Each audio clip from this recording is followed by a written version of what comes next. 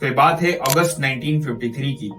उस टाइम की इंडिया की सबसे नाजुक स्टेट जम्मू एंड कश्मीर की पॉलिटिक्स एक ही रात में थम सी गई थी। Sheikh Mohammad Abdullah, current chief minister Omar Abdullah के ग्रैंडफादर, जो कि उस टाइम के जम्मू एंड कश्मीर के प्राइम मिनिस्टर थे, आज के टाइम के जैसे सीएम होते हैं। तो 9 अगस्त 1953 को जब सेंटर में कांग्रेस की सरकार थी तो शेख मोहम्मद अब्दुल्ला को उनकी प्राइम मिनिस्टर की पोस्ट से डिसमिस कर दिया जाता है गवर्नर के द्वारा। ये रीजन देते हुए कि इन्होंने असेंबली के अंदर मेजोरिटी लूज कर दी है। नॉर्मली ऐसे किसी भी एलिगेशंस के ऊपर असेंबली में एक प्रॉपर फ्लोर टेस्ट होता है जिसके अंदर सारे एमएलए वोट करते हैं दोबारा से, और अगर मेजोरिटी ऑफ एमएलए किसी सीएम के फेवर में वोट नहीं करते तो तभी उस सीएम को उसकी पोस्ट से हटाया जाता है। बट शेख मोहम्मद अब्दुल्ला को बिना किसी फ्लोर टेस्ट के एक ही रात में उनकी पोस्ट से डिसमिस कर दिया जाता है, और उसी रात पुलिस के द्वारा उनको अरेस्ट भी कर लिया जाता है पब्लिक सेफ्टी एक्ट के अंदर, इस एलिगेशंस पे कि वो इंडिया की यूनिटी और सिक्योरिटी के लिए थ्रेट हैं। और अगले 11 साल तक उनको जेल में ही रहना पड़ता है, और 11 साल बाद भी कोई भी कोर्ट उनको जब गिल्टी नहीं मानती तो गवर्नमेंट को अपना केस वापसी लेना पड़ता है। तो बिना किसी फ्लोर टेस्ट के, बिना किसी जुडिशियल फाइंडिंग के, बिना किसी कन्विक्शन ऑर्डर के, सिर्फ एक एग्जीक्यूटिव ऑर्डर और prime minister Jammu and Kashmir की पॉलिटिक्स से गायब। तो मैं ये नहीं कहना चाहता कि इनके ऊपर लगे हुए एलिगेशन सही थे या नहीं, बट इनको इनकी पोस्ट से हटाने का तरीका बहुत गलत था, और अगले 11 साल तक इनको जेल में रखने का डिसीजन भी।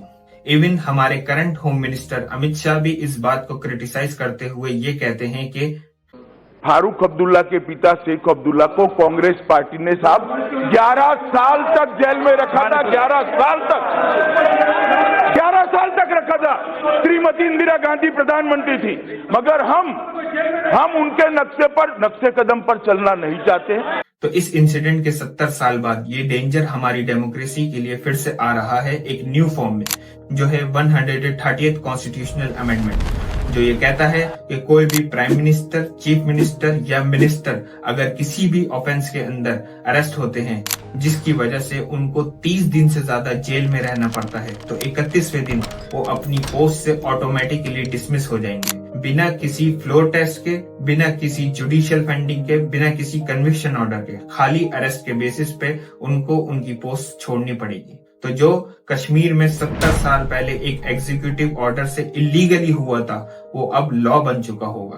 तो आइए आज इस वीडियो में इस अमेंडमेंट को समझते हैं, और ये भी समझते हैं कि ये अमेंडमेंट कैसे हमारी डेमोक्रेसी के लिए एक बहुत बड़ा थ्रेट बन सकती है। करता हूं कि भारत के संविधान का संशोधन करने वाले विधेयक को पुनर्स्थापित करने की अनुमति दी जाए।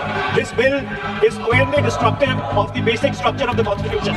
The bill itself is lacking a lot of rights. Bill संविधान विरोधी मूल अधिकार। Darkest days in Indian democracy, completely draconian thing. क्या है? So welcome my learned friends. तो आइए आज इस इशू को समझने से पहले ये समझते हैं कि कॉन्स्टिट्यूशनल अमेंडमेंट क्या होता है। कॉन्स्टिट्यूशनल किसी भी देश के सबसे हायर लेवल की रूल बुक होती है, जो ये बताती है कि किसी भी देश की गवर्नमेंट कैसे वर्क करेगी, उसके लीडर्स के पास कौन कौन सी पावर्स होंगी और सिटीजन्स के पास क्या राइट्स होंगे। तो ये कॉन्स्टिट्यूशनल हमेशा के लिए फिक्स नहीं होता। जब जब पार्लियामेंट को लगता है कि इसमें अपडेट की जरूरत है, वो ये अपडेट एक अमेंडमेंट के थ्रू लेकर आती है। इसको ऐसे समझिए कि जैसे आपका फोन अपडेट होता है तो आपका फोन तो वही रहता है, लेकिन उसके अंदर न्यू फीचर्स आ जाते हैं।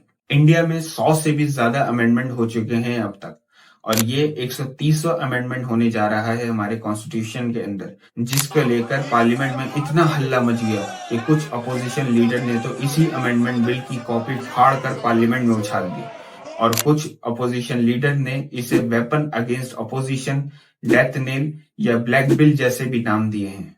तो ये 130वां अमेंडमेंट ये बोलता है कि कोई भी प्राइम मिनिस्टर, चीफ मिनिस्टर या मिनिस्टर अगर कोई से भी ऑफेंस के अंदर जिसकी पनिशमेंट 5 साल से ज्यादा है उसके अंदर अरेस्ट हो जाते हैं, और जिसकी वजह से उनको लगातार 30 दिन से ज्यादा जेल में ही रहना पड़ता है, तो 31वें दिन वो अपनी पोस्ट से ऑटोमेटिकली डिसमिस हो जाएंगे बिना किसी कन्विक्शन के। इससे पहले ये लॉ था कि अगर किसी भी लीडर के ऊपर कितनी भी एलिगेशंस लगी हुई हो, लेकिन जब तक कोई कोर्ट उन एलिगेशंस के बेसिस पे उन्हें दोषी नहीं ठहरा देता था, वो अपनी पोस्ट लूज नहीं करते थे खाली एलिगेशंस के बेसिस पर।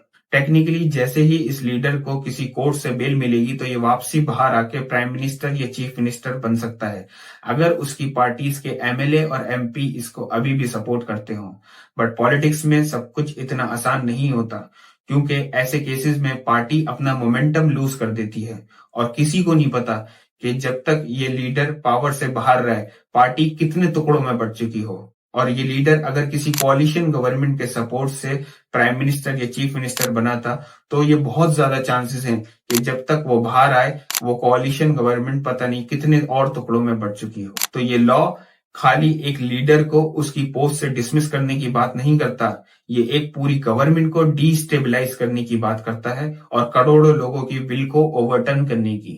तो गवर्नमेंट क्या रीजनिंग देती है इस लॉ को लाने के लिए, आइए वो होम मिनिस्टर अमित शाह की ही जुबानी सुनते हैं। अमित शाह जी ये कहते हैं कि केजरीवाल का हाल ही में अपनी चीफ मिनिस्टर की पोस्ट पर बने रहना, इसके बावजूद कि ईडी उनको अरेस्ट कर लेती है, ये अगेंस्ट है principle of accountability and morality के। और इनका ये भी कहना है कि इस अमेंडमेंट का एम किसी पॉलिटिकल पार्टी या लीडर को टारगेट करने का नहीं है, बल्कि आज की डेट पे बीजेपी के ही पास प्राइम मिनिस्टर और largest number of chief ministers हैं। तो ये लॉ बीजेपी लीडर्स पर भी उतना ही अप्लाई होगा जितना किसी अदर पॉलिटिकल पार्टी पर। तो आइए आज इस वीडियो में समझते हैं कि क्यों अपोजिशन लीडर इस अमेंडमेंट को लेके पार्लियामेंट में इतना हल्ला मचा रहे थे और वो क्यों इस अमेंडमेंट को डेमोक्रेसी के लिए एक बहुत बड़ा थ्रेट मान रहे हैं। तो आइए पहले इस केजरीवाल के केस को सही से समझते हैं। तो 21 मार्च 2024 को ईडी केजरीवाल को दिल्ली लिकर पॉलिसी स्कैम के अंदर अरेस्ट कर लेती है और लगभग अगले 4 महीने तक जेल में रहने के बाद फाइनली 12 जुलाई 2024 को ही सुप्रीम कोर्ट केजरीवाल को इस ईडी के केस में बेल ग्रांट कर देती है। लेकिन इससे पहले केजरीवाल जेल से बाहर निकलते सीबीआई इनको इसी दिल्ली लिकर पॉलिसी स्कैम के अंदर अरेस्ट कर लेती है 26 जून 2024 को। और ये बात नोट करने वाली है कि सीबीआई इनको तभी अरेस्ट करती है कि जब ट्रायल कोर्ट में स्पेशल जज इनको बेल ग्रांट कर देता है। हालांकि सीबीआई का केस पिछले 22 महीनों से चल रहा था, लेकिन सीबीआई को कभी इससे पहले उनको अरेस्ट करने की नीड महसूस नहीं हुई, जिसकी वजह से अगले 79 डेज तक केजरीवाल को जेल में ही रहना पड़ता है बेल मिलने के बाद भी। फाइनली 13 सितंबर 2024 को सुप्रीम कोर्ट इस सीबीआई के केस में भी केजरीवाल को बेल ग्रांट कर देती है। लेकिन बेल ग्रांट करते हुए जस्टिस उज्जवल भुवियन अपने सेपरेट ओपिनियन के अंदर ये बोलते हैं कि such an arrest was perhaps only to frustrate the bail granted to him in the ED case. To keep him in custody despite bail, it would be a travesty of justice. मतलब इस arrest का सिर्फ यही purpose था कि ये कैसे ED के केस में जो ऑलरेडी ग्रांटेड बेल थी उसे खत्म कर दे। और जस्टिस उज्जवल भुवियन ये भी ऑब्जर्व करते हैं कि the CBI must not act like a cage parrot to external influences. It must be like Caesar's wife, above suspicions. मतलब सीबीआई को किसी पिंजरे में बंद तोते की तरह नहीं बल्कि सीजर्स की वाइफ की तरह काम करना चाहिए, बिना किसी प्रेशर के और बिना किसी सस्पिशन के। तो ये बात नोट करने वाली है कि कैसे ये गवर्नमेंट एजेंसी कई बार ऐसी टैक्टिक्स चलती हैं जिससे ऑलरेडी ग्रांटेड बेल भी बेकार हो जाती है और केजरीवाल को भी 79 डेज तक जेल में रहना पड़ता है बेल मिलने के बाद भी, जो कि ऑब्वियसली 130th कॉन्स्टिट्यूशनल अमेंडमेंट जो ट्रिगर बताता है 30 दिन का उससे ज्यादा है। तो हम इस अमेंडमेंट को कैसे जस्टिफाई कर सकते हैं? जब सुप्रीम कोर्ट ही अरेस्ट को क्वेश्चन कर रही है तो अरेस्ट कैसे बेसिस बन सकता है किसी भी गवर्नमेंट को डिसमेंटल करने के लिए? तो आइए अमित शाह की न्यूट्रलिटी के आर्ग्यूमेंट्स को देखते हैं, जो ये कहते हैं कि ये लॉ सब पर अप्लाई होगा इररिस्पेक्टिव ऑफ पॉलिटिकल पार्टी। तो इससे फर्क नहीं पड़ता कि पार्लियामेंट के अंदर ये लॉस पास होते वक्त कितने न्यूट्रल साउंड करें। हिस्ट्री हमें बताती है कि जब भी ऐसे स्ट्रॉन्ग लॉज आते हैं जो गवर्नमेंट को हद से ज्यादा पावर दे देते हैं तो ये खाली अपोजिशन लीडर्स को सप्रेस करने में ही यूज होते हैं। For example maintenance of internal security act 1971 यानी मीसा, ये लॉ कांग्रेस की गवर्नमेंट के दौरान इंदिरा गांधी के द्वारा लाया गया था इंटरनल सिक्योरिटी, ब्लैक मार्केटिंग और स्मगलिंग से डील करने के लिए। और हम सबको पता है कि इमरजेंसी के दौरान ये लॉ किसी क्रिमिनल के अगेंस्ट यूज नहीं हुआ था, बल्कि ये यूज हुआ था थाउजेंड्स ऑफ पॉलिटिकल लीडर्स को जेल में डालने के लिए, including some famous political leader जैसे एलके अडवाणी, मोरारजी देसाई और अटल बिहारी वाजपेयी और ना जाने कितने अनगिनत पॉलिटिकल एक्टिविस्ट। और इन सब को कई समय तक जेल में ही रखा गया था बिना किसी ट्रायल के, जो कि आज के समय तक हमारी देश की डेमोक्रेसी के लिए एक बहुत बड़ा दाग है। तो मेरा कहना ये नहीं है कि कांग्रेस गलत थी और बीजेपी सही है, या बीजेपी सही है और कांग्रेस गलत थी। मेरा कहना यह है कि जब भी ऐसे डिक्टेटरशिप टेंडेंसीज के लॉज आते हैं जो गवर्नमेंट को हद से ज्यादा पावर दे देते हैं, तो ये खाली हमारे ऑपोजिशन लीडर्स को सप्रेस करने में ही यूज होते हैं।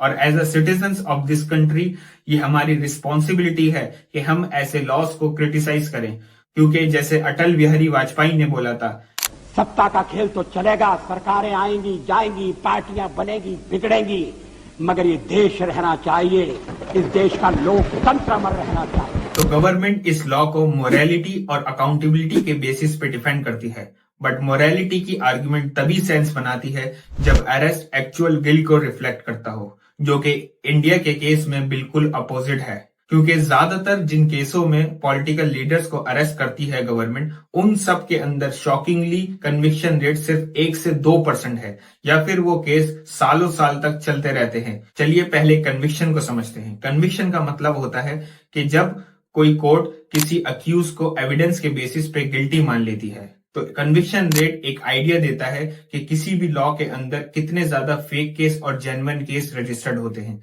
तो जितना लो कन्विक्शन रेट होगा किसी भी लॉ का, इसका मतलब यह है कि उसके अंदर ज्यादातर केस फेक रजिस्टर्ड होते हैं, जिसकी वजह से कन्विक्शन नहीं हो पाता। और अगर हम prevention of money laundering act के केसेस को देखें, जिसमें ईडी इन्वेस्टिगेट करती है केसेस को, तो गवर्नमेंट ने ही पार्लियामेंट को डेटा दिया था, जिसके अकॉर्डिंगली ईडी ने 2005 से लेके आज तक टोटल 5,906 केस रजिस्टर्ड करे हैं। लेकिन इन सारे 6,000 केसों में से सिर्फ 25 केसों के अंदर कन्विक्शन हुई है आज तक, जो कि खाली 0.42% होता है।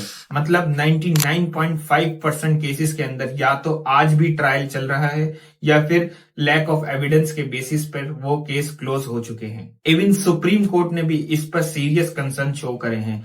जस्टिस सूर्यकांत और जस्टिस उज्जवल भुवियन ने ये बोला था कि you can not act like a crook, there is a difference between enforcing the law and violating it. तो सेकंड लॉ जो आता है वो है अनलॉफुल एक्टिविटीज प्रिवेंशन एक्ट, यानी यूएपीए। यहाँ पे भी कन्विक्शन रेट सिर्फ 1 से 2% है। और ये बात नोट करने वाली है कि यूएपीए में बेल के प्रोविजन वैसे ही बहुत स्ट्रिंजेंट हैं, जिसकी वजह से इन केसों में बेल मिलना ही बहुत मुश्किल है। और ज्यादातर सारे पॉलिटिशियन को गवर्नमेंट इसी लॉ के अंदर अरेस्ट करती है। और अगर अब बात करें करप्शन केसेस की, जहां पे सीबीआई मैटर को इन्वेस्टिगेट करती है, तो यहां पर रिलेटिवली कन्विक्शन रेट तो थोड़ा हायर है, 65 से 70%।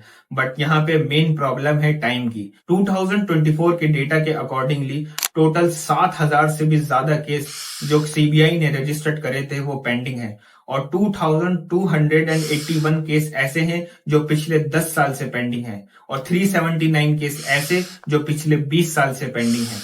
तो जब तक इन केसों के अंदर कोई ऑर्डर आएगा, जब तक किसी पॉलिटिकल लीडर का पूरा करियर ही खत्म हो चुका होगा। तो जिन केसों के अंदर कन्विक्शन रेट इतना कम है, जिन केसों के अंदर ट्रायल सालों साल चलता रहता है, और जिन केसों के अंदर सुप्रीम कोर्ट ही अरेस्ट को क्वेश्चन कर रही है, तो क्या वो कॉन्स्टिट्यूशनल ट्रिगर बनना चाहिए किसी भी प्राइम मिनिस्टर या चीफ मिनिस्टर को उनकी पोस्ट से हटाने का, या फिर किसी स्टेट की गवर्नमेंट को टॉपल करने के लिए?